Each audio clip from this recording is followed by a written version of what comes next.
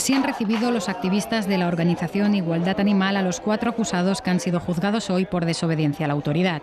Aquí vemos a los 4 jóvenes cuando el pasado 15 de junio saltaron al ruedo y consiguieron interrumpir la corrida de toros en la Plaza Monumental de Barcelona.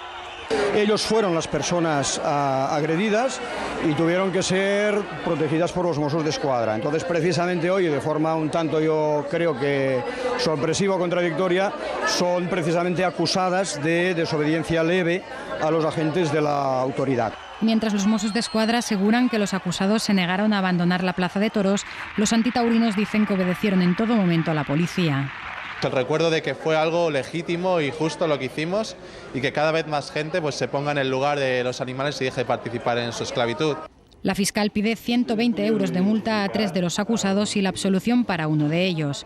La defensa pide la absolución de sus clientes y prepara ya otro juicio por las agresiones que los 4 activistas sufrieron en la Plaza de Toros de Barcelona.